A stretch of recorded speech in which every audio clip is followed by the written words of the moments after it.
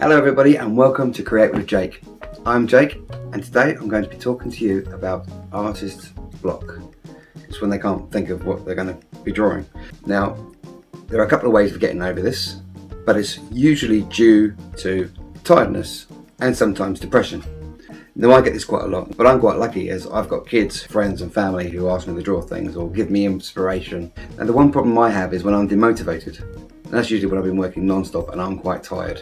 So the best thing for me to do then is just to go off and do something else, learn something else. But the one thing that I want to do in this video is show you one of the ways that can stir it up a little. Now, a long time ago, my parents actually showed me this technique. And then the other day, my better half reminded me about it. Now, it's called scribble drawing. Now, with scribble drawing, it's a bit like when you're staring at the clouds and you're making patterns out of the clouds. Yeah, what you do with this is you scribble all over the page. Yeah, and you try and pick out pictures from it. I filmed a few to show you. Now, first of all, as you can see, I'm scribbling all over the page in a blue pencil. And this is a mechanical pencil that you don't actually have to use, but I'm using it because I've got it. After that, you sit back and you try and pick out some pictures. And after you've picked out some pictures, you go over it a little bit harder just to try and figure out whether that's what you want.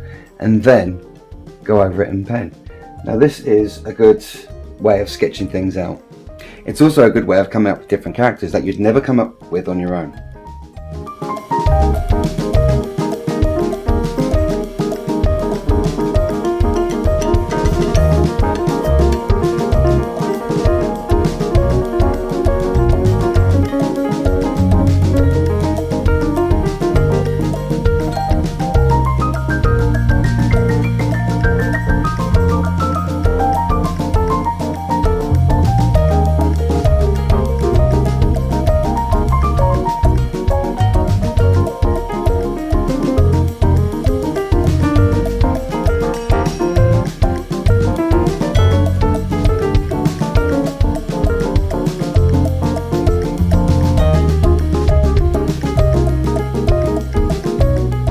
Then I thought, you know what, I'm going to ask somebody else to do the scribbles and then I'm going to pick out a picture from that.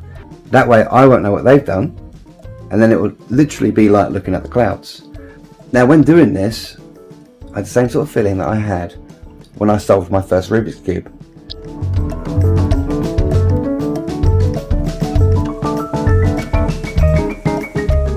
If anyone's ever played the 1990s game Day of the Tentacle by LucasArts, then you'll know who this character is.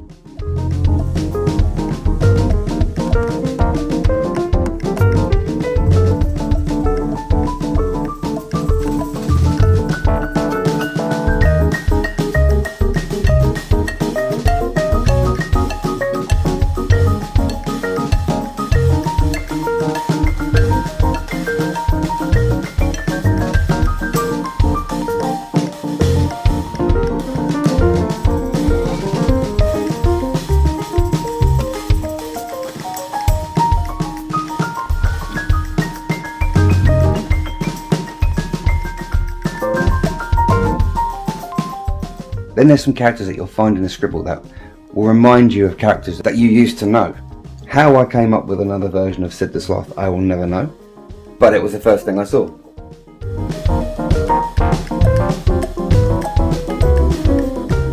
So there you have it, there's 3 pictures just from doing a scribble drawing. So then I thought what I'd do is I'll try and make a bigger one. So I scribbled a lot on this page, and to be quite honest, I had trouble finding anything in there.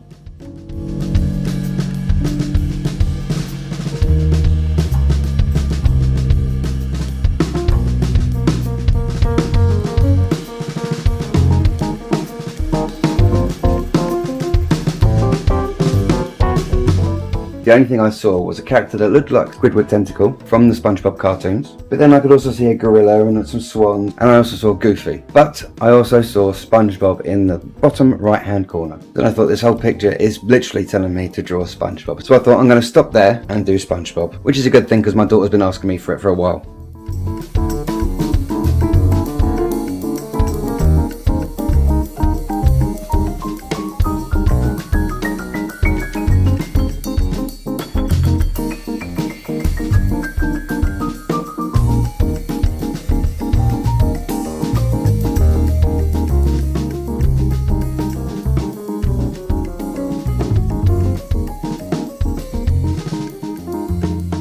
So the only thing I'm doing on these pictures are the outlines. I've already shown you how I would do the colouring on my previous tutorials. There you go, that's 5 different pictures from an artist's drawing block. Well, I hope that's helped anybody if they've had the artist's drawing block. And maybe you can even do it as a game. Draw it with your kids. I mean, it is literally like staring up at the clouds and trying to make a picture out of them. But in this case, what you're doing is you are making the clouds yourself. So that's it for me this week. Thank you very much. And for all those who doubt my Rubik's cubing skills, look out for the tattoo in this next bit. Thank you for watching, and I'll see you next time.